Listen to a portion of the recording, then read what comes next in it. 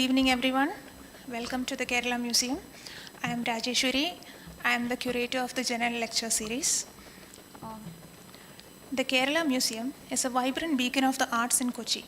Set up in 1987, it is the brainchild of R. Madhavan Nair, who recognized the need for a cultural institution to provide experiential learning in history, fine arts, and performing arts in the city. Celebrating its 35th anniversary in 2022, the Kerala Museum launched its flagship initiative, General Archives, that excavates the micro-histories of Kerala, bringing storytelling to you through captivating digital exhibitions. The program is made possible through the support of Geojit Foundation and honors the cherished dream of the museum's founder, Madhavan Nair, to make history accessible to all. The General Lecture Series is part of the programming around General Digital Archives, and today, in the 6th lecture, we present Professor Satish Poduval.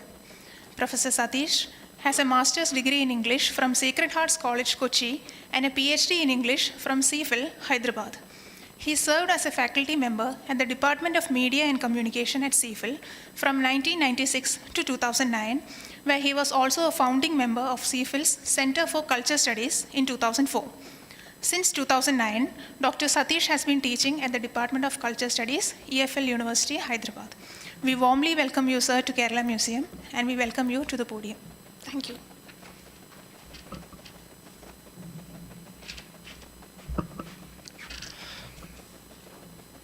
Thank you, Rajeshwari, and I would like to begin by thanking both Aditi and Rajeshwari, not just for inviting me to speak here today, but also for this wonderful new initiative, the General Lectures, which is now coming up as a very useful archive of discussions that talk about society and culture in Kerala. So I'm very happy to be associated with this.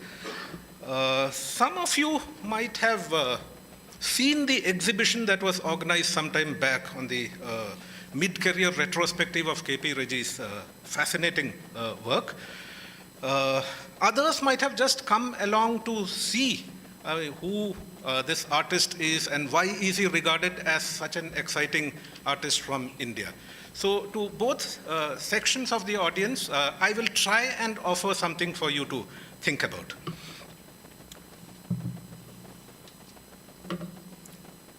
So let's see if this...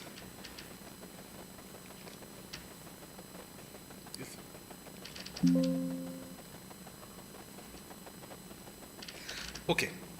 It was, of course, entirely appropriate that Kerala Museum had organized the 3-month retrospective, which was extended a bit, because many people in Kerala got an opportunity to see a wide range of works that Reji had produced at different stages in his career, and to see them in the original. Because it makes a big difference whether you see an artist's work in a book or a laptop or in a computer while visiting various sites, and to see them in their full size and with the texture that is there in the canvas. And when I was here, I noticed that it was a very well organized exhibition. So you got to see a whole range of his work. But the other fact is also that Reji has mentioned this several times, that the Kerala Museum had played an important role in his early days. He had come here, spent a year or two, and this helped him to take art very seriously.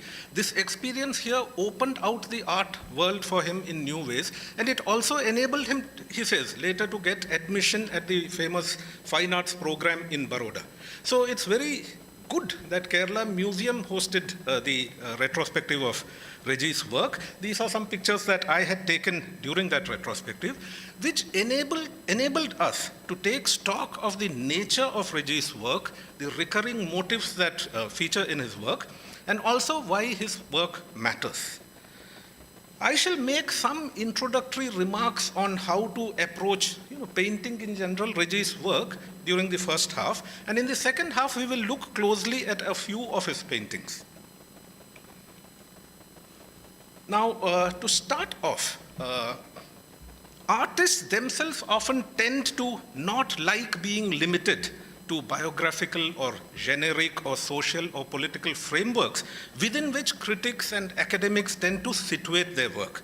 So for example, when the famous artist Balthus, who's an influence on Reji, he was asked to send a bio note to the Tate Modern Museum, he just sent these two lines saying, no biographical details, just begin, come see the work, and regards B.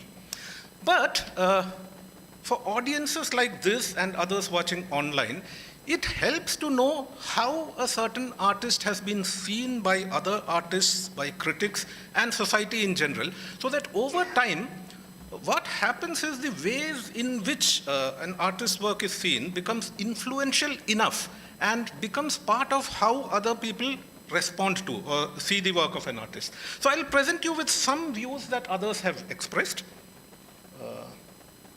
So there is a fairly well-known critic who has said this about Reji's work, that in his paintings, Reji is widely regarded as somebody who works with ordinary scenes and situations. He begins there, and then as you look more closely at his images, the familiar becomes slightly strange. It also takes on other meanings, some somewhat sinister, some disturbing, and it remains at the level of the everyday. So the common always contains a whiff of the extraordinary. The everyday is seasoned with something sinister, says Zehra Jumaboy. Fellow artist and friend of Reji, Riaz Komu, has made an interesting observation about his work, which is that his paintings may look simple. There's a simplicity to Reji's figuration. The way he presents as a childlike, some people have noticed that, at least in his early work, a resemblance to Paul Gauguin's type of shaping of figures and the minimal idea of what is put on the surface. And yet, they are, once you begin to look at them closely, they are fairly complex, and he even uses the word political, and goes on to explain they conjure up a cognitive narrative of political Kerala from a marginalized, perhaps Dalit perspective.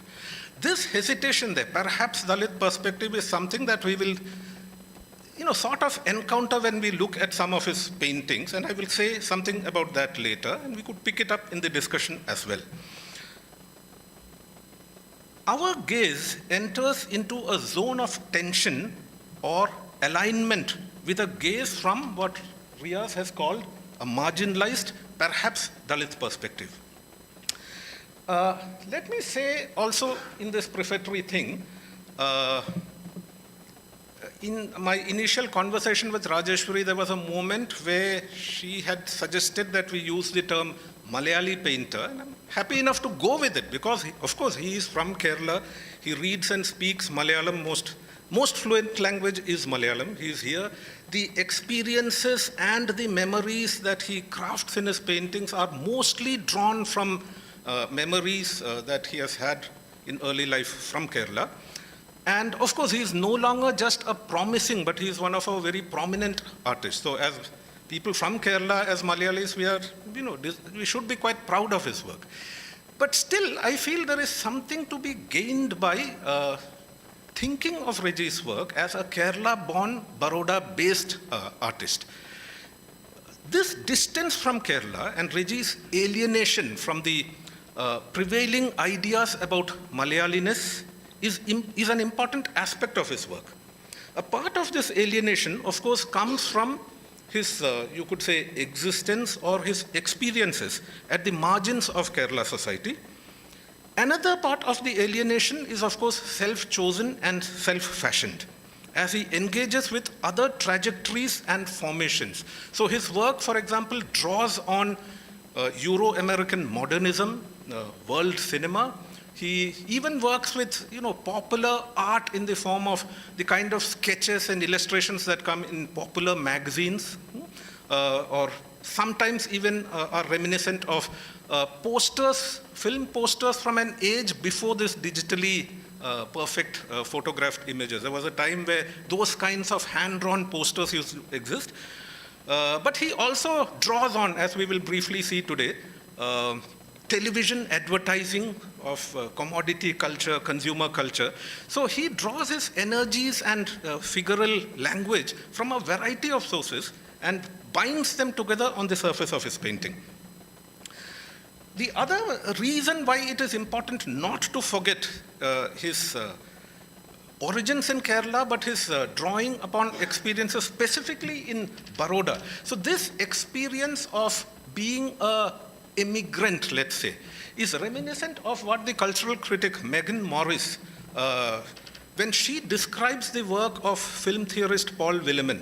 Paul Willemin is originally from Belgium, but at a young age he migrated to Britain, and for him there was a shock of living in a society which had never known something like surrealism in art.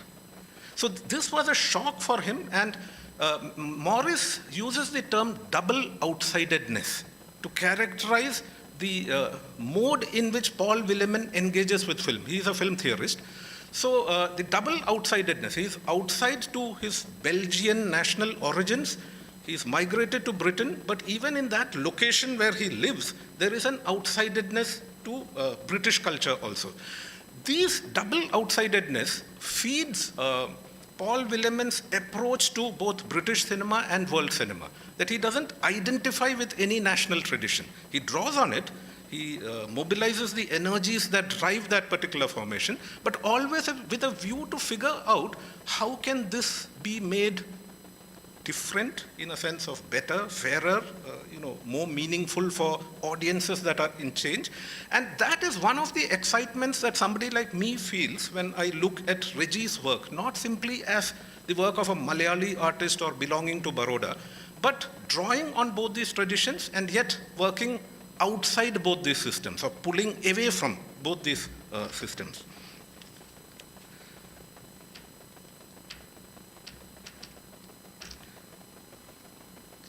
Is Reji a political artist? Well, the answer to that has to be yes and no, depending on how one defines the word political. He does not do what he calls newspaper art or activist art, that kind of political propaganda where you choose a given side and elaborate a known point of view. That is a position he does not usually do. He avoids, if that is the definition of the political, he pulls away from that kind of politics. He also does not do abstract art, pure form, art for art's sake, speaking only to other people who are interested in abstractions regarding art, not about social relevance or political pertinence, but abstraction. So Reji avoids that kind of work also. So he is situated in between these two, and the political in his work, rather, is to reveal complexity to the viewer, to enable her or him to reassess the fields in which we find ourselves placed. In other words, he seeks to rework what in the language of visual art is called the figure-ground relationship. In his various interviews with friends and other scholars who are thinking about fine arts, Reji has said some interesting things that give us insight into how he thinks of his work.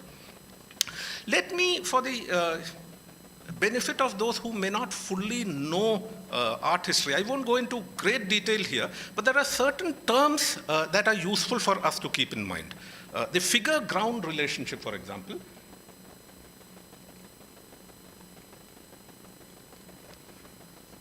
Okay.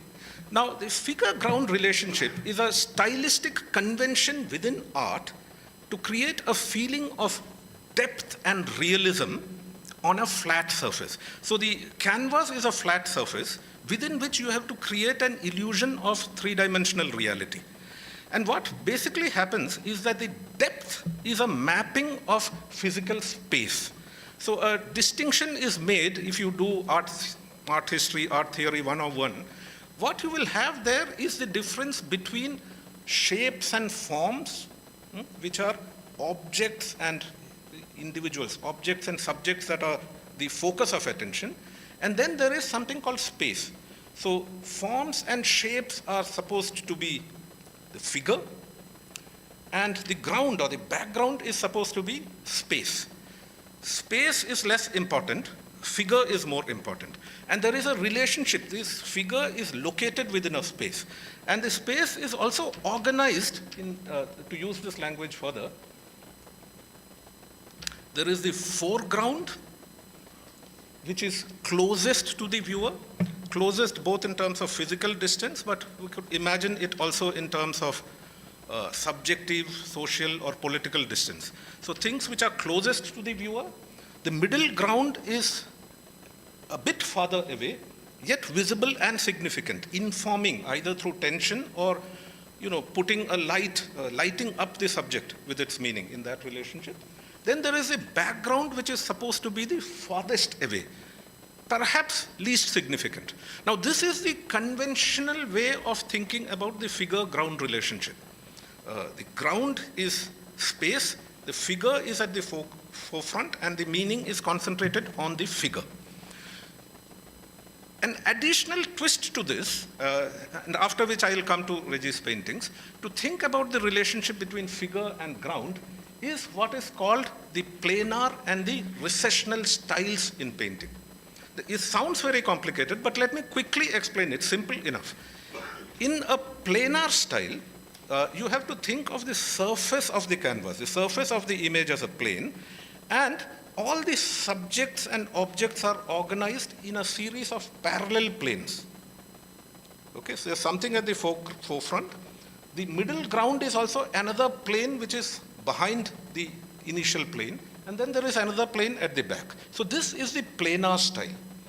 The recessional style, on the other hand, is one in which an illusion of depth is created, not in a series of parallel planes, but in a diagonal space where there is a vanishing point at an angle from the surface of the painting. Let me show you two examples. I'm using this in particular at some of Reji's early works, but it's a style that has persisted through his career, have the appearance of planar painting. That is full frontal, and there is a series of planes that come one behind the other. But I'm going to suggest later in this talk that we might think of it being more complicated than just the simple planar images. Let's look at two examples, it will be clear. I'm using example from Peter Bruegel the Elder, which is a very famous painting called Landscape with the Fall of Icarus. And below here is K P Reji's Mother and Child, The Fall. There is a similarity, that's the reason I have chosen it, that if you look at Reji's painting below first, you can see the mother and child of the painting here. She seems to be selling something in a roadside shack. So in the front plane, there is this road with the shop that she has, and this is the first thing, it's parallel to the surface of the painting. Behind her, in the middle ground, flows that river, in which you can see a very prominent splash. So that would be the second plane. Third plane is beyond the river, across there, where there is some kind of a field which vanishes in the distance into a mountain where the sun seems to be rising or setting, right? Okay, let's now look at the other image. Here you have a series of planes, plane 1, plane 2, plane 3, plane 4, one behind the other. This is a planar style. Landscape with the Fall of Icarus is in a recessional style because the feeling of depth is you begin here, but it goes diagonally across. You see, there's a diagonal perspective here, where there is a ship here in the foreground. There is this peasant who is going down the road with an animal. You can see the shadows being cast like lines this way. There are the huge cliffs in the background, but which are smaller in size because it's in the third or fourth level of the ground. So this would be a recessional style where perspective is organized towards a vanishing point.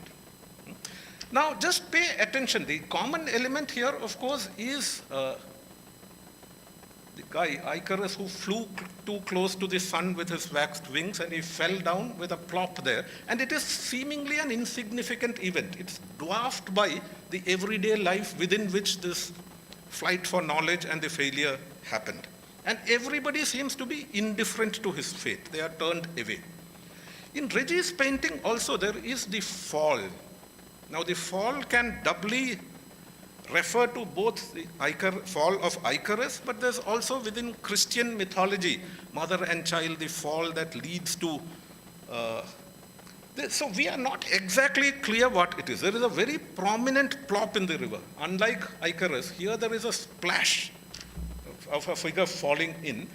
People turned away from it, not perhaps aware of it. But what is interesting is that the planes here at the end, you would see, it does not get smaller and smaller in size. It seems to acquire. This is not realism of the European perspectival kind. The final plane is itself quite prominent. And it seems to cast a glow of meaning or a shadow of meaning on everything that is happening in the foreground. It is not the least significant thing. So is the sun rising or is it setting? This event, which is supposed to have great meaning, is it that the quest for knowledge ends in failure and this setting sun? Or is it you can fail once and yet the sun is coming up? There is a cycle which will repeat. There are different ways in which you can think about even a simple painting like this. So I'm just asking you to consider the possibility that even with a planar painting, Reji is able to do things to the figure-ground relationship. Okay. The term planar recession is used by the critic Ranjit Hoskote to refer to the work of another artist called Sudhir Patwardhan. Now, I'm not suggesting that Sudhir Patwardhan and K P Reji's paintings are similar or that there is any influence. In fact, to anybody who has seen their work, you know that they are very different from each other. And yet, I find this idea of planar recession useful to think about the form of Reji's work. What is planar recession? Hoskote says that Sudhir Patwardhan became more conscious of the possibilities of representing deeply recessed pictorial space as surface. So he has a series of images where modernization comes or spreads across space. So what you will have in many of Sudhir Patwardhan's paintings is a city-like formation in the foreground, and then you move in the middle ground to the edge of a city, and behind that lies the hinterland or the village or the forest. But instead of vanishing into small figures, irrelevant figures in the background, he manages to enhance the size. So it's not realistic like a photographer would see an image. Instead, the foreground and the background are of similar size. So the so-called background or the forgotten or the less significant, in Sudhir Patwardhan's painting, the background begins to impose itself, if you look at it long enough, on the figure in the foreground. And this is something that, at least I feel, is constantly happening in Reji's work. It may look as if there is a flatness to the surface, but the organization of space and the organizations of objects within that space, cast a meaning on the so-called prominent figures on the subject, as I hope to show you. So what Hoskote says is, Patwardhan was fascinated by the twinned relationship between figure and ground as positive and negative space, made of the same material but endowed with significance by their opposition, by the implied movement separating them yet holding them together. So there is a separation, and yet you will see that they exist together. One cannot exist without the other. So it's not just some helpless conjoining. There is a more active connection that the painter establishes between a hinterland that is now getting urbanized and the urban itself, which depends on the resources, the exploitation of the background. So this is what Patwardhan is trying to show in his paintings. Now, here is another example. We'll now get to some of the paintings of K P Reji. Here's a very interesting, relatively recent work by Reji, which is called Mary Had a Little Lamb. Now, from the title, you will immediately recognize this little ditty or nursery rhyme that generations of children going to school, even in countries like India, have sung. And what you have is perhaps a girl called Mary with a little lamb going to school. This is a recurring motif in Reji's work. School children on the way or back from school. You will see this in several of his paintings, but located in a space that is different from a space that lies in the background. So there at the depths of the painting, you will see a big aeroplane that is taking off. That is an airport at the background. There is some kind of a river where you see the clouds reflected. There is a water body in the middle ground, and it is in the foreground, full of vegetation and animal life, that these kids are on their way to school or back from school. We don't know, one of them. And then when you keep looking, you begin to notice other interesting things which are there. Mary had a little lamb. We know from the nursery rhyme that the girl took the lamb to school, where the teacher said it cannot be brought into the classroom because it's very distracting or it's simply not done, and the goat was turned out of school. But she is not just carrying the lamb to school and, a living animal. In her other hand, she also holds some kind of a cardboard object, perhaps as a part of a scientific project which she is doing in a lab or an exhibition there. So she is carrying a living animal and a cardboard. It's the outline of a satellite, basically. It's a science project, it's a satellite. It's 2020, so it's not Chandrayaan 3, which is now successful, but Chandrayaan 2 in 2019 had failed. It had just dropped on the surface of the moon. Chandrayaan 2 was a failure. So Reji is here referencing Chandrayaan 2. The object that she is carrying as part of the scientific project is that satellite. The aeroplane taking off in the background, those of you who have seen enough of Reji's work will know that planes don't end very well in his work. So the flights into modernity take off very well, but very soon they come crashing down in his work. So that is also there. In all prior works, the minute you see an aeroplane in Reji's painting, you are, how come this is flying? Because you expect it to crash land. Now, in the foreground, there are these two children who are also carrying some other kind of project work. And this time it is not science and technology, but if you look carefully enough, there's the unmistakable sign of two figures who some people would like to imagine them in a happy brotherhood together, but others think that that togetherness is causing confusion and problem. So most of you would have guessed it. These are images of, this is M.K. Gandhi with his trademark walking stick, and in close embrace, at least in this cutout here, is the figure of Ambedkar with his pointing hand. So Gandhi and Ambedkar are held together within the arms of these two children at the back. And the other familiar work is there's one person who is looking straight ahead, but there are three looks that come straight at you. Her face is serious and not without too much expression, Mary, if that is Mary. Whereas here there's a kind of a smile, or you could even call it a smirk. So when I look at this painting and I look at my past history of viewing Reji's paintings, what strikes me is that plane going to end well? Is this goat's carrier at school going to end well? Is Chandrayaan going to end well? And is this fraternal embrace going to end well? We don't know. He's not giving you a straight answer. Maybe it will. You posit a hope that it might, but chances are it might not. So it's just he leaves it to you to find your way into how to make sense of what is a very simple, almost like a nursery rhyme simplicity in this, the reference, but as well as the organization of meaning here. There are, of course, as you know, Mary had a little lamb. That nursery rhyme is not just parroted by children. It has also been interpreted in very different ways. If you go back into the history, I'm not going to get into all that here. Is Mary a reference to the Blessed Virgin Mary who had a little lamb? I mean, Christ as a sacrificial figure.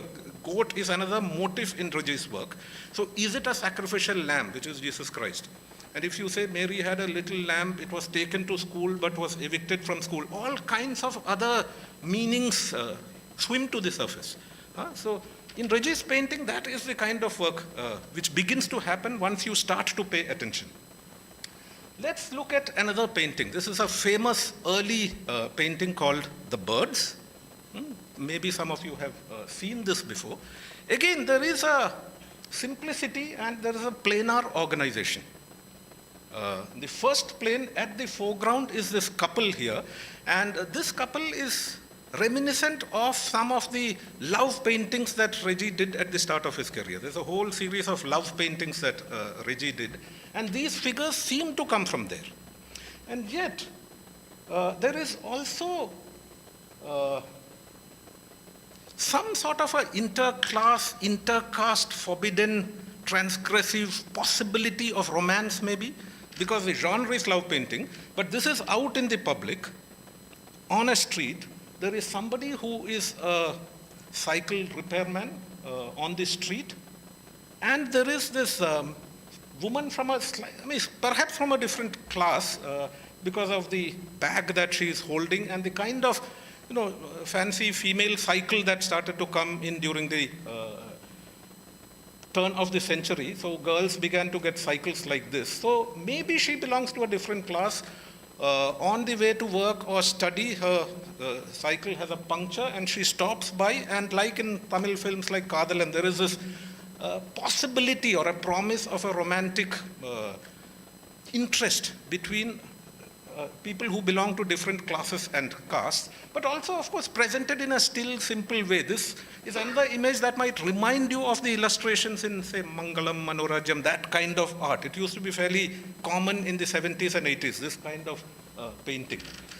But when you begin to pay attention to what else is going on at the background, here's a plane which has not ended well, right there up on the tree. It's crashed onto a tree without any leaves. And if you pay attention, there is a reference that Reji is making to Picasso's Guernica. There are these birds that are breaking out and looking up at the sun. Here is a reference to Reji's own earlier work. There is a whole series that he has done called To Move a Mountain, which is a biblical reference. If your faith is strong enough, you can move mountains. But Reji uses that phrase to talk about the displacement of agrarian and tribal communities in India who are displaced by the processes of development. So in those set of paintings, you have a series of a suggestively drawn truck or a van which looks like a military tank being pulled in opposite directions, and which is where these families, tribal or agrarian, have to herd themselves in and move with their animals, their elders, their whatever possessions they have, not sure which way they are supposed to go. So there is a reference to that image here. On top of it is an inverted cow. You can read whatever meaning you want into it, depending on at what level of allegory you want to pitch it. There's a cow and a calf on top of it. So there's a process of uprooting and inversion that he's making reference to here. And the painting is called The Birds, and which he has glossed as a reference to Alfred Hitchcock's famous film called The Birds, based on a Daphne du Maurier novel. But Hitchcock's film, one interpretation of that is it is a film about female sexual desire, which is transgressive in nature. So those of you who have seen the film would know that the character played by Tippi Hedren goes off into a village where she is attacked by the birds. There's no explanation for that. Other Hitchcock films have a certain ending. It ends, it's resolved in a certain way. But Birds is one film where the horror or the shock or the suspense, whatever you want to call it, persists even in the final frame. Here are birds, and those are the seemingly harmless birds. So this is also a reference to Alfred Hitchcock's movies, and it gives it the title. But what Reji says about this is interesting. In one interview, this is what he has said about Hitchcock's movies, especially The Birds. In his movies, it is also that you often know the outcome beforehand, but as a spectator, you are rendered helpless, and you have to face it through the end. I was specifically interested in capturing that particular feeling in this work, which is also why I used the title as a direct reference to Hitchcock. We know what is going to happen, what is happening in the world, but we have no option but to deal with it. You can't interrupt it. He is talking about a process. It could either be the promised romance getting thwarted, 9 times out of 10. If you are going by newspaper reports or personal experiences, maybe this does not often end very well. The chances are it may succeed. So there is hope, but there's also a foreknowledge that you bring to it, that it may not end well, but it is going on. There is little you can do to stop it. Like there is little you can do to the failures of our political or technological modernity. You can go from the simple to the deeper or higher, whichever way you want to think about this. And those cast meaning on what is happening in the foreground. This may seem like an isolated incident in the foreground, but what is driving it, what is energizing it, is more abstract, larger forces within which we are placed. The characters in the painting are placed, but also we as audiences are placed. We know this is not going to end well, but we cannot stop it, but we have to bear witness. And finally, this little detail here, I've shown it to many people, they just don't understand what this is. It's supposedly a simple realistic painting, then with all the surrealist references, film references, self-referential portrayals here. Here you have a nuclear family walking down the road with what seems like strange heads.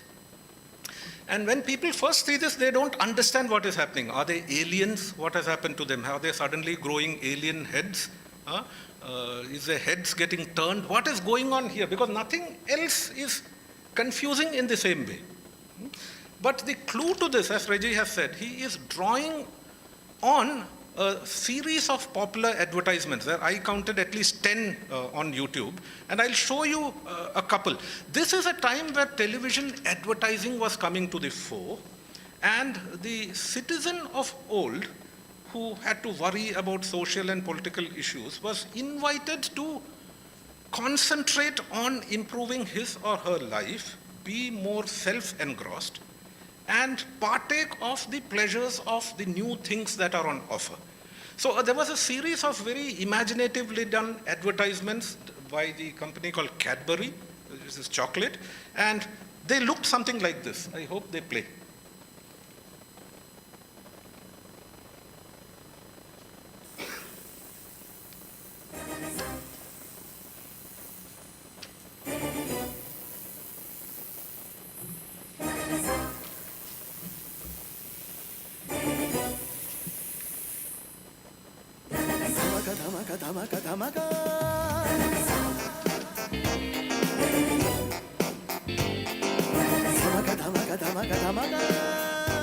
नया Cadbury eclairs, इसमें है chocolate का धमाका।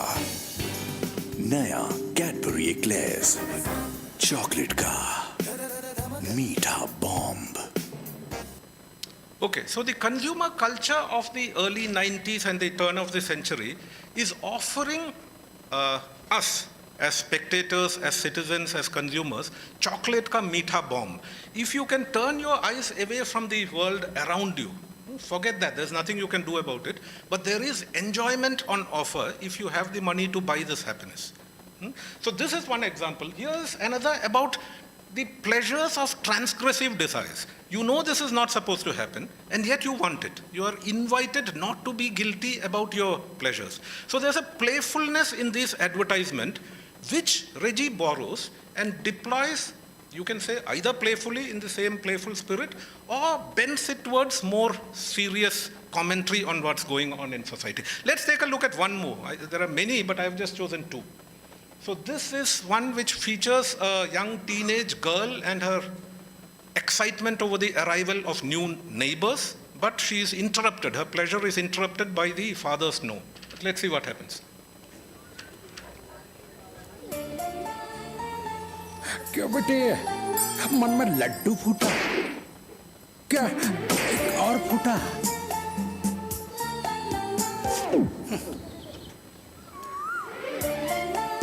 ओ बेटा, तू भी Cadbury shots, नए pack में ज्यादा Laddu. Okay, So pleasures on offer, but interrupted horizontally through other kinds of social gazes. So this is the reference to the exploding heads, which feature in many of Reji's paintings during this period, in the first decade of the 20th century. So there's a playfulness there, but there's also serious intent about the new consumer culture, its pleasures, but also the cost that has to be paid for it.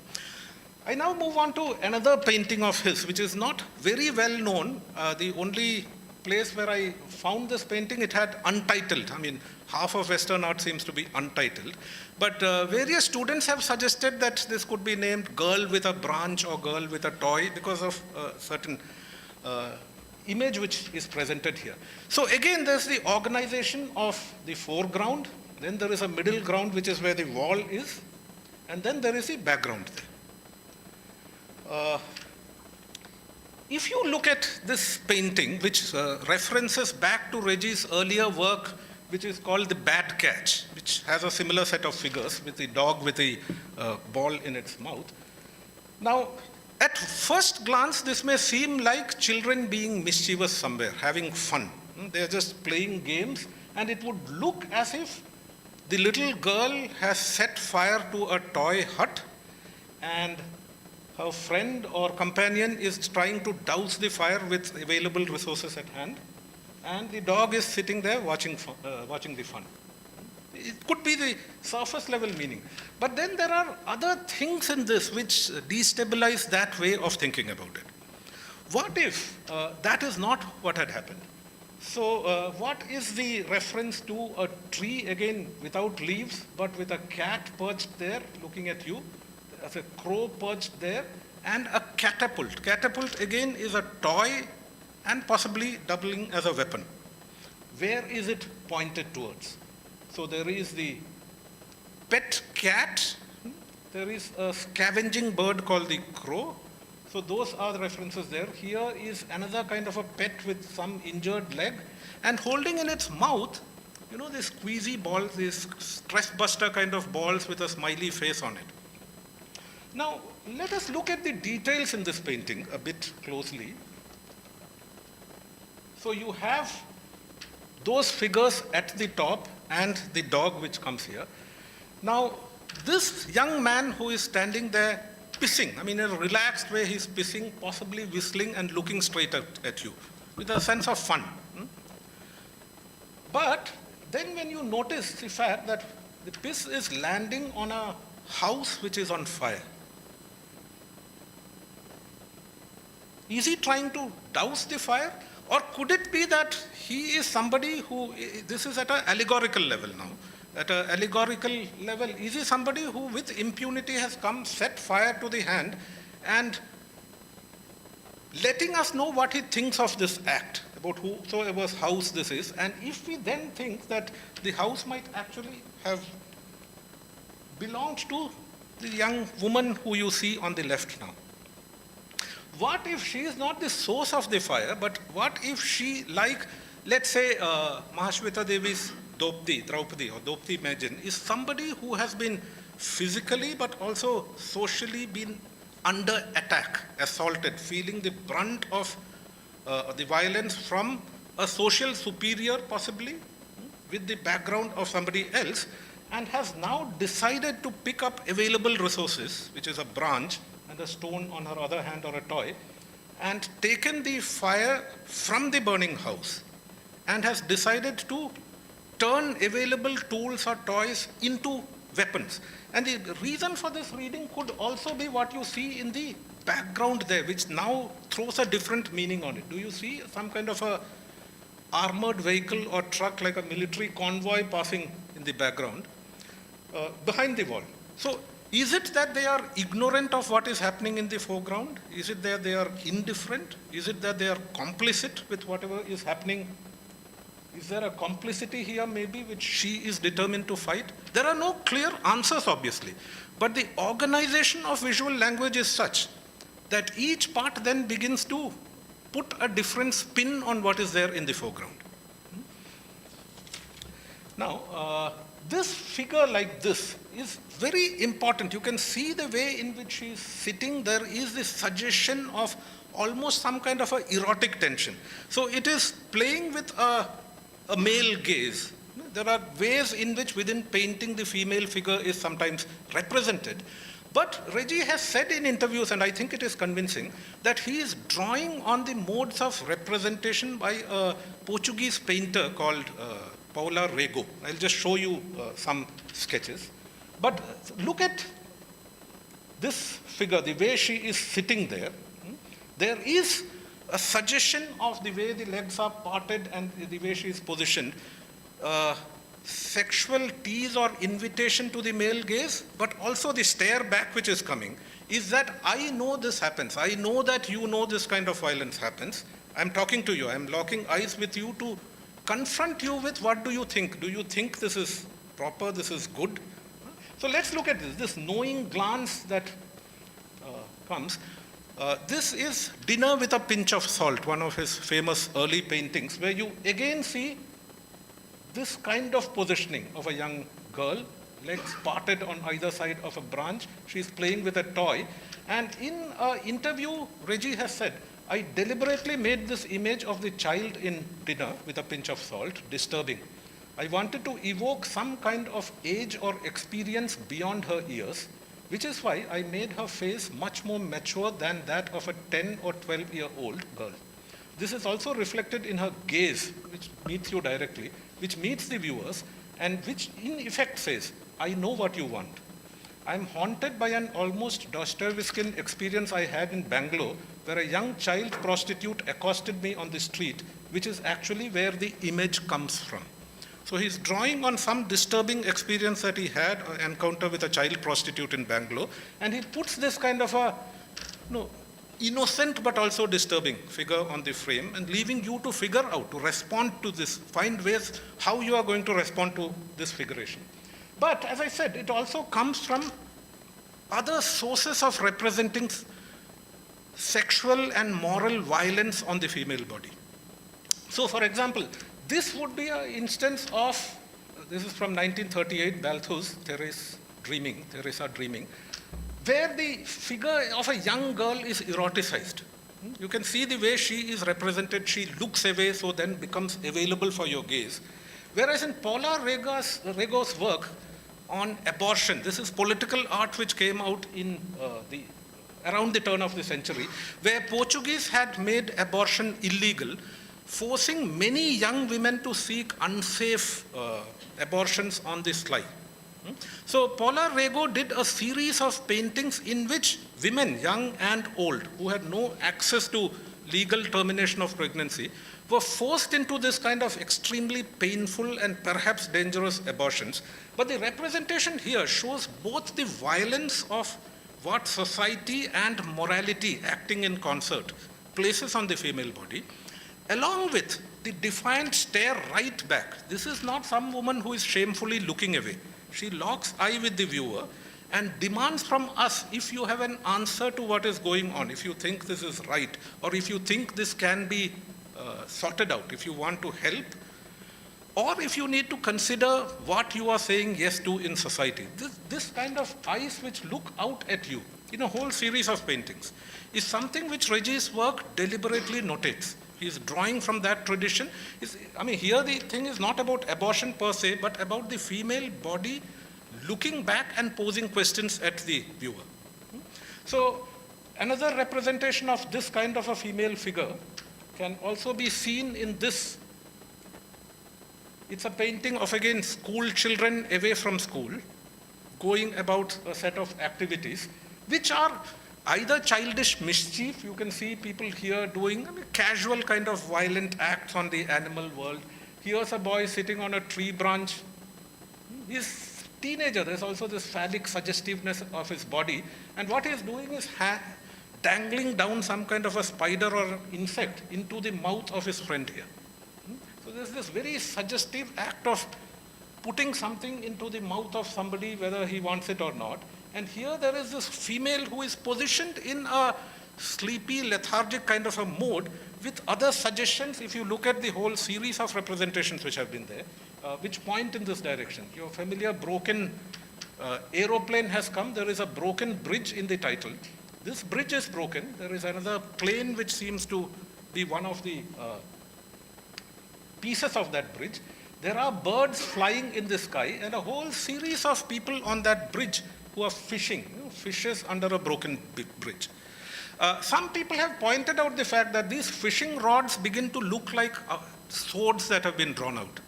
I don't know if you can see them from a distance. There's been a suggestion that a tool with which you go about everyday activities, work-related activities or leisure-related activities can double as weapons. So if that is the case, then this diptych is an interesting one. There is a continuity in the road, but there is a discontinuity when you look at the branches up there. So there is a suggestion, the form itself breaks up the surface, that some things are seamlessly together. There is a feeling that when you look around, this world is one, it's seamless. And yet Reji manages to insert into the surface of the painting a fissure, a break. Okay, let's move on now. This, of course, was a picture I took at the Kerala Museum. We are now going to talk about one of his other paintings, but I just put this here to give you a sense of the size of the paintings. This is To Move a Mountain series. This was referenced in The Birds. This is the painting that we now move on to. It's called Making of the Mahatma. It has an alternative title called Migratory Birds. This is from 2011. So again, if you look at this painting, you can see that it has a frontality. There is a planar organization of space here. Seemingly, at first glance, there's a planar organization of space.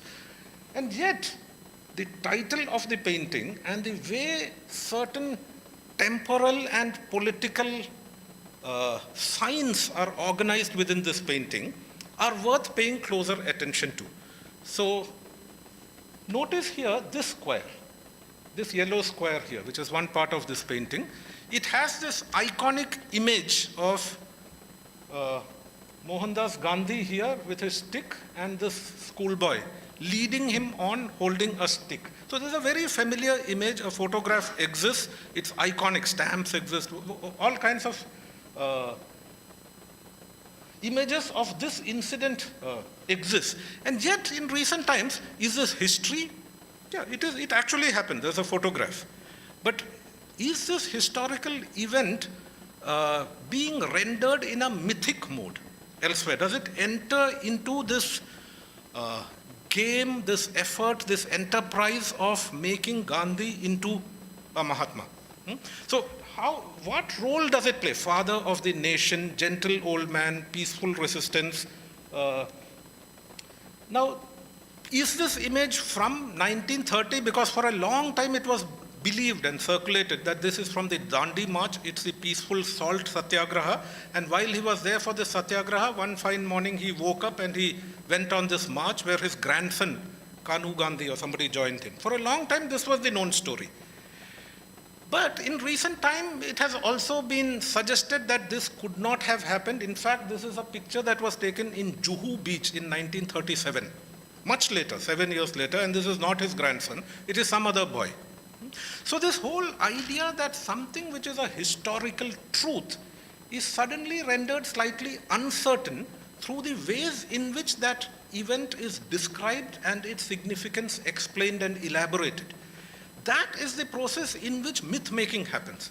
And the other aspect of this, of course, if you move to a wider frame, now you look at this red square, you have the historical event which is later being filmed by what looks like a foreign film crew. And of course, the most well-known would be the moment in 1980s. I mean, it took a long time to make, but Richard Attenborough's film Gandhi, which played a very important role in educating a whole new generation about the significance of Mahatma Gandhi's life and his message, and was a worldwide blockbuster. But this alerts us to the process of rendering history in the mythic mode. What Ashish Rajadhyaksha has written about it in response to this, Gandhiana and Gandhiology.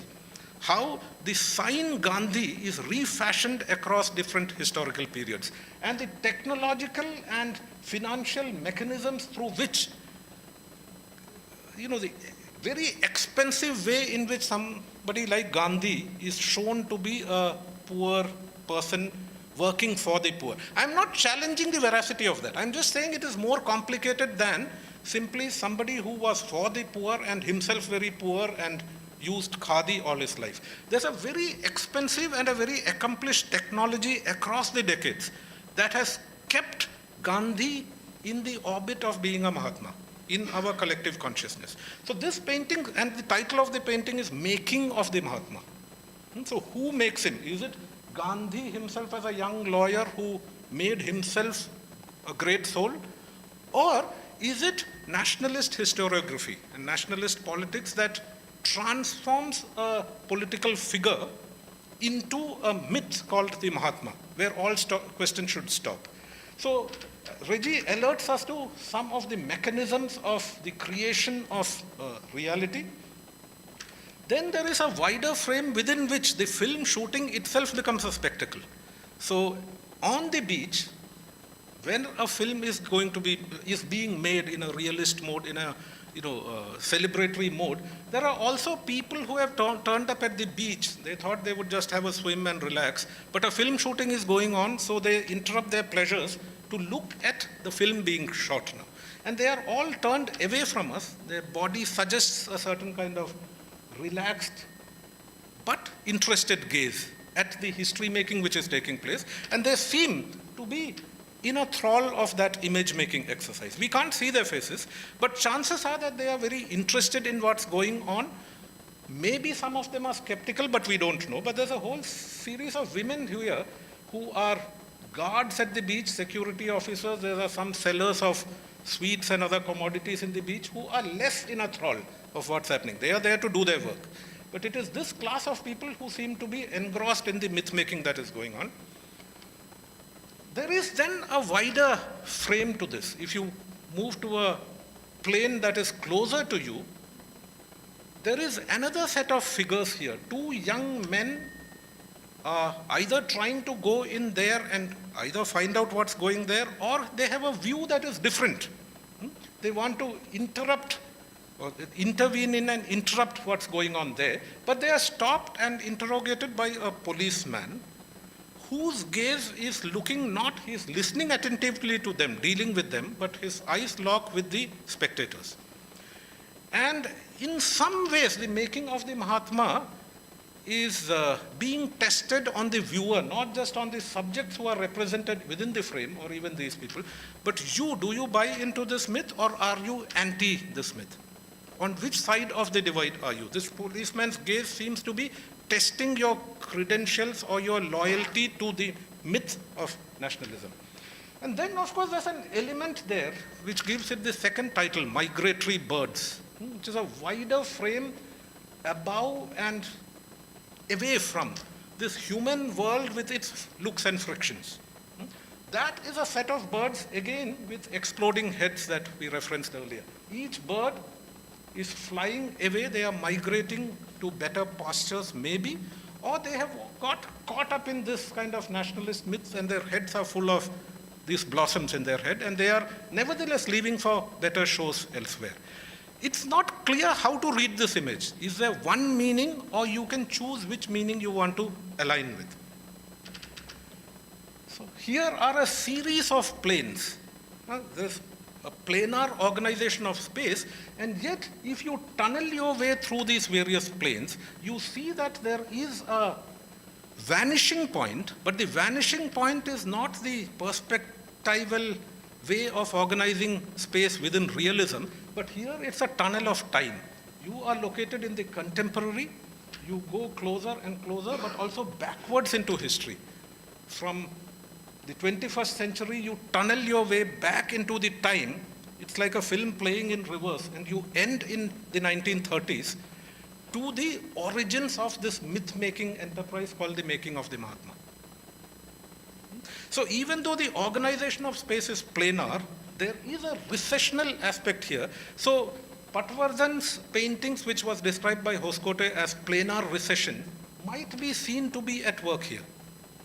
But not in the sense of merely a formal organization of space, but also how to think of historical existence, how to think of the evolution of history in a way that is not linear, not smooth, but frictional. There are frictions along the way, and by working our way back against the tide of time, we have to work our way backwards and reach that point and then retrace the steps back into the making of the Mahatma. Okay, the final painting I want to discuss is something that Reji painted on site in end of 2012, but 2013 is when it was completed, I think, at the first Kochi Muziris Biennale. And this is called Tumbingal Chatan. Again, planar organization. The view is frontal. You see a series of planes here.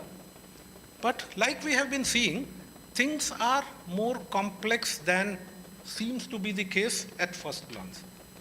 So what are the images that are located here? On top, this is a triptych. It has 3 panels. On top, you see a series of birds up there. But on the left and right side, there are trees that are full of leaves. They are green in color. In the middle, there is a tree without any leaves, dead branches with lots of crows sitting on it.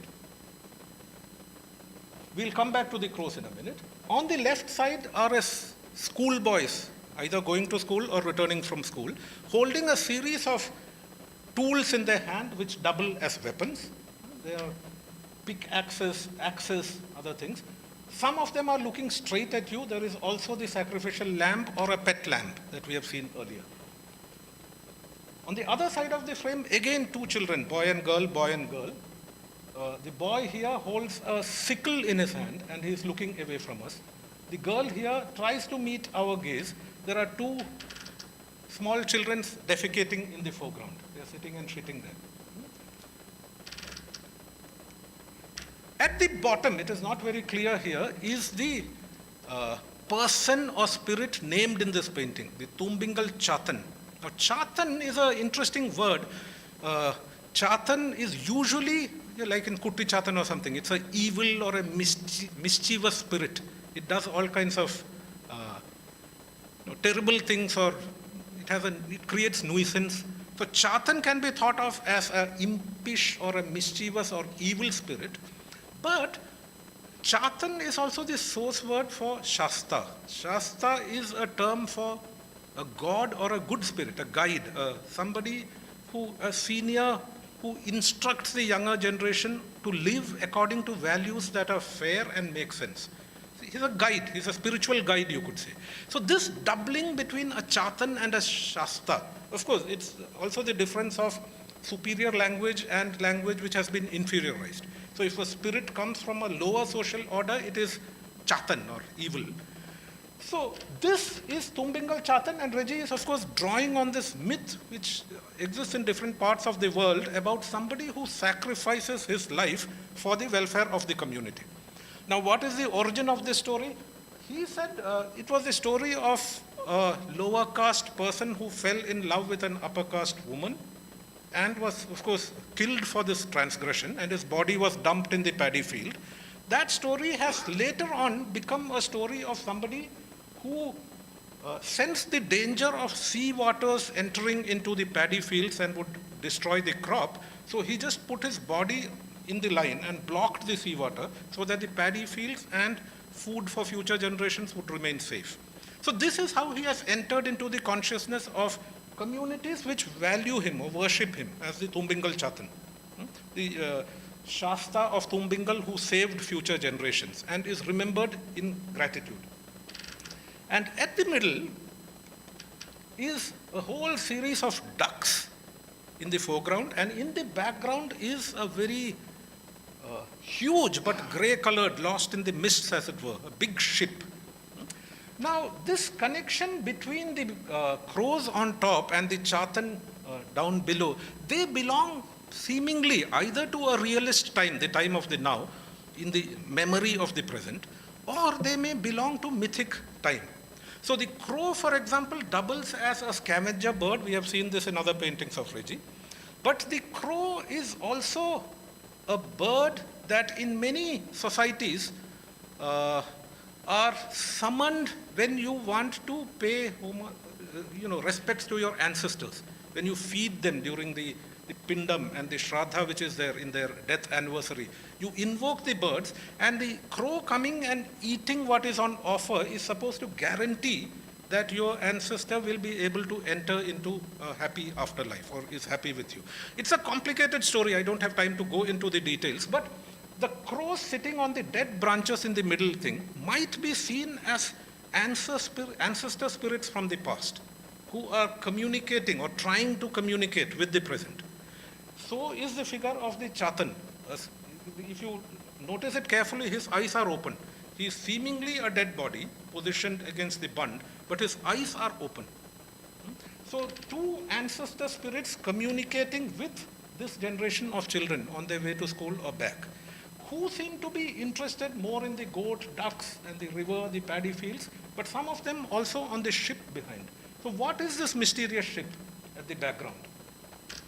Now, Reji has of course said, I won't go into the details, this painting is also engaging with Gandhi in a certain way, because most of the children here are from Dalit families, but they were called to school on the occasion of Gandhi Jayanti to clean the school campus, he says. He's not complaining, he's not bitter about it. He just observes that we were called, maybe because we had the tools required for cutting grass, and we would go there, we would do this job. So he has memories of this experience in Gandhi Jayanti.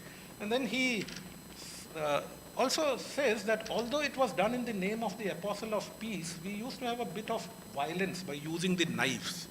Because instead of this peaceful staff and charkha, these people are armed with other tools they use for work, but which can double as weapons. But the ship is what we should pay attention to. This ship, those of you who have read about this painting would know, has a very long and interesting history. It is not just any other ship that you would see standing in the harbor of Cochin. It is full of huge ships. But this is a very specific ship. Before 1982, this used to be the HMS Hermes, Her Majesty's Service. It was a British Navy frigate. It was a warship of the British Navy. And it was also very famous for having fought this war in 1982 in the Falklands. That was the last war that it fought for the British Navy. After that, it was decommissioned in Britain, and India bought it for a subsidized price. And in India, it figured as a very important warship called INS Virat. So this is the ship that figures in this painting. It's a very recognizable shape if you look at these three paintings. The INS Virat represents a conjoined history. It is not a ship that belongs to Cochin Harbour today as Reji is painting it. What throws its light on the events at the foreground is this long history of British, you could say, colonialism, its imperial might which has continued for long centuries, and there is a passing of the baton literally when HMS Hermes becomes INS Virat. So you could say that longer history either has no relevance to the lives of these children, they are ignorant of it, they are unaware of it, it doesn't either positively or negatively affect them, or chances are it does affect them. They are now increasingly becoming aware of the history and its connections, and are maybe preparing to respond to that history. It's one way that you could read the way these different temporalities are assembled together in paintings like this. So this is, of course, Reji while he was painting this at the Biennale. Now let me conclude now, since really run out of time. When the figure-ground relationship that we have been seeing in Reji's paintings are rethought after looking at these images, there are some things which strike us. The figure-ground relationship appears to have a dominant hold on our ways of seeing. It brings into alignment both a natural and a scientific mode of perception. It also tends to make the socially dominant ways of seeing, of how we see reality, it makes them seem natural and apolitical. But the politics of the aesthetic that Reji is mobilizing in these images seeks to open up such naturalized ways of looking at social reality by revealing the fissures and contradictions within our field of vision. It invites us to become aware of the problematic nature of the common ground that prevails through so-called social contract, and urges us to move past this common ground in the interests of justice. So here are various people who have written about it. I mean, one is of course a political philosopher, Paul Virilio, who says that perhaps unconsciously we have repeated the typologies of apprehending reality from the initial separation of the figure from the ground, the detachment between the line of the earth and the sea, between the shoreline and the primordial ocean, to the elaboration of a scientific perspective. Rudolf Arnheim, who is an art historian, he says that all shapes belonging to the ground plane tend to be seen as parts of a continuous backdrop. Since the ground has no shape, it lacks a dynamics of its own. So ground doesn't matter. What matters is the figure. Similarly, another psychologist, educational psychologist, has also used this language to say, in relation to the ground, the figure is more impressive and more dominant. Italics are his, the capital letters are his. I'm just quoting him.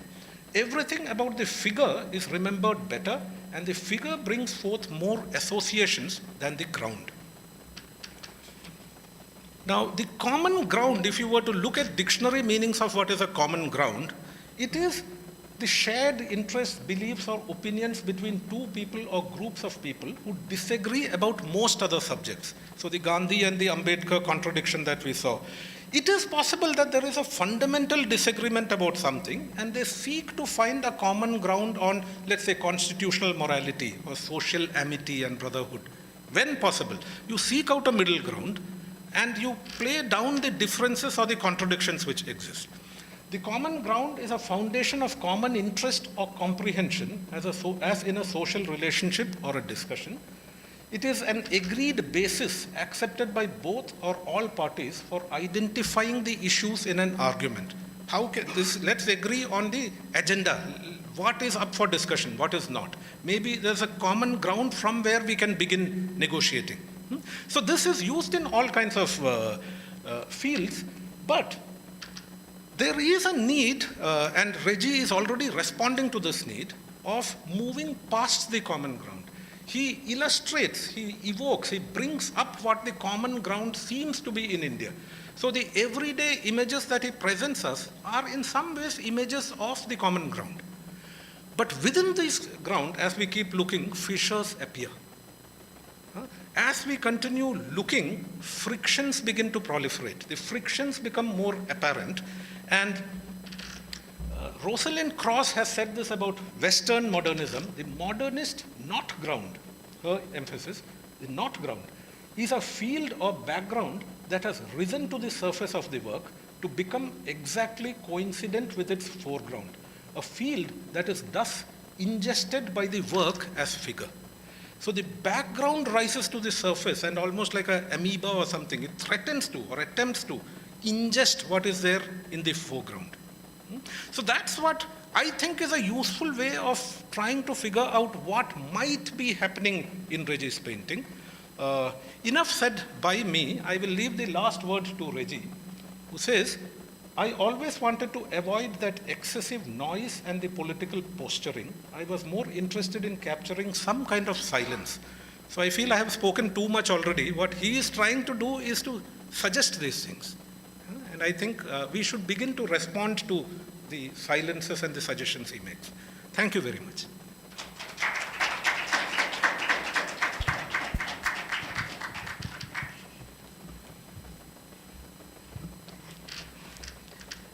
Professor Poduval, on behalf of the trustees of the Madhavan Nair Foundation and the Jyojit Foundation as well, and friends in the audience today, on behalf of both the foundations, we thank you for your generosity, sharing your ideas and your passion for Reji's work. I think one of the things that really stood out at Reji's exhibition and interacting with him as well, I felt his clarity of thought really comes through in the work and in the discussion. Yet you see that he has actually, or is in a process of forming at all times. He's, in response to so many people working on his work, looking at his work, he's responding constantly, and that response makes it even more exciting. Thank you for setting up the framework for understanding the visual plane that Reji situates his work within, and then how he uses that tool to suggest, to use it as a tool to kind of play with social commentary. I think one is I would like to say a big thank you to the Georgette Foundation for supporting us with this journal lecture series, and it's made possible through their generous support. We extend our thanks to them, and with every lecture we have a kind of wonderful expansion of ideas that's taking place, and thank you for your kind words also about the journal talks. I'd like to also thank the team here at the museum, the journal team working on this project, as well as the museum team who does a lot of behind the scenes work to put together these talks and lectures. And thank you all there are some of you who have been coming out for every single lecture, and it's great to see you back here again. Small token of our appreciation. We hope you don't have this book yet. But Thanks. for you. If anybody has missed a journal talk, you can go back to our YouTube channel, Kerala Museum MNF, and watch the talks before this. Any questions? We can take some now.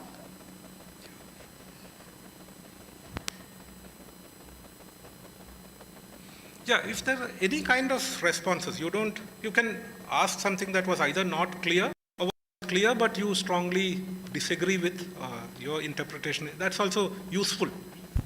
I'm going first. The picture of the children below the tree in front of the broken bridge. So when I saw that the first time, my response to Reji was, I have done this. So it's interesting because in Cochin those days there was a kind of sleepiness, and you could walk around, cycle around. Private buses were few, and I'm talking about 40 years ago. So a lot of us after school would just wind up under these newly, constructed bridges that were, not yet commissioned and that kind of thing. And there would be other kids from other schools and colleges sitting there and playing like this, fishing. Yes. My first response was, of course, we know that bridge. We all have seen that bridge as well. But my first response is that this girl I know. So, yeah, that was how closely it connected. Sure. Yeah. No, but thanks for this. I think what is also interesting, Reji himself says that many of his figures are from memory, from experience, that he has done this, he has seen this, he's been there, like you said. But when he is looking back at them as an adult, he is then able to see and to show something that was not clear when this was happening, which is what I think the overall organization of the frame does. So the bridge, of course, can now be imagined not as that specific bridge that you saw, but the broken bridge of social fraternity. That bridge is broken. I mean, some of you might remember this Amitabh Bachchan film called Diwar, where there's a famous scene in which one brother tells the other brother, this is where we had grown up, but now we are on opposite sides. One is a policeman, one is a smuggler, two sides of the law. But Amitabh Bachchan tells him this is the only place where we could have met, under this broken bridge. This bridge which now is not a zone in which we can move from one side to the other and back, but it's a broken bridge. So India needs to go beyond thinking that the social contract in India is fine and well and healthy. He is doing it not in a polemical or angry way, but there are enough signs of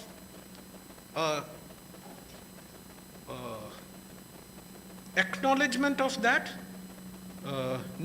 He's not resigned about it. He is still saying this is there, we need to do something. One side can't do this. So the broken bridge, I mean, of course it is realistic. The memory is real, and it's almost like it evokes a visceral memory of that without nostalgia. I mean, at first glance, as you said, we may feel nostalgic about our childhood days. But politically, as we mature into political adulthood, there is no naive nostalgia about what that reality was and continues to be, I feel.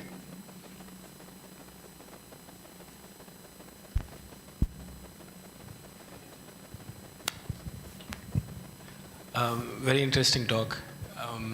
The perspective on recessionist planar breakdown of his work seemed very interesting, the making of Gandhi. Do you see that across the board in all his works? For example, in The Birds, do you see that kind of, because now I'm trying to look back at the work that you showed, and do you see that across the board? Where do you see this kind of coming together of two styles? Well, none of us here has actually seen all his works. I mean, they are spread at different parts. So I don't want to make statements about all his work, but from the large number of paintings one has seen, there tends to emerge some recurring images or motifs. So if you look at some of the early works, I don't know, since we are not seeing them here, there was a painting called Guest Comes Home. I don't know if it's a home, it's a hut like the kind of homes that we have been seeing here, and a train goes through it. You know, a railway train just smashes through the entrance gate, and then on the side there is a goat which has just been trying to eat or lick the last bit of gruel from a pot, and the pot is stuck on its head. So it's an interesting image of animal life, lived memory of poverty and having to take care of guests. And the guest here is not simply some guest who has turned up at home, but is developmental modernity itself. A train ramming through a hut is like a guest coming home. And the violence of that experience is not simply a personal memory, but it's a social experience for the poor in this country. The planar and the recessional, were you there for the recent exhibition here? No, okay. So he's done some very interesting recent work on police in the kitchen, police in the forest, police in the garden. Again, the space is organized in this way, but there are no human figures. I mean, Reji is known for his figurative art. He does a lot of human figures and sets them in relationship with other figures. But in that sequence, there are seemingly no human figures. But since the title is Police in the Kitchen, so you just have a cooking area with a gas stove and a pressure cooker on it, and it's very clear what is in the pressure cooker. Or it's at least clear to the police. Police is worried about what are you cooking and eating. Now this, of course, is a debate or a battle in different parts of India. Should there be police in the kitchen? Should there be police in a garden? It's interesting because there you just have, it's referencing the Kiss of Love, Samaram as it's called in Kerala. But there are two statues that are in an embrace and are kissing each other. And he calls this is just two statues in a garden, but police in the garden. That is, if you dare to do what the statues are doing, then the police will intervene. So things like that. I mean, the planar and the recessional aspect in Reji's work is historical temporality. And by historical temporality, it's not restricted only to some origin point that you can verify factually. It tunnels into, as I said, into mythic time. So you have to enter into another zone of history that continues to inform the evolution of our modernity. So that part I find very exciting because a whole lot of Dalit literature, Dalit theory is now entering into that zone. Not empirical ideas of what history is, but a larger sense that pervades through the social whole, which archives will not give you the full truth of that experience. But it is there in mythologies, it's there in memory, it's there in what Ayyappan stories, about ghosts, the undead who live among us and, who speak to us, who seek to speak to us. So it's a very fascinating development within Dalit literature, about which a very interesting writing exists today. So this ghostly or the undead, as they were, amongst us, they live on, they survive in interesting ways. So that is what I'm trying to look at in Reji's work.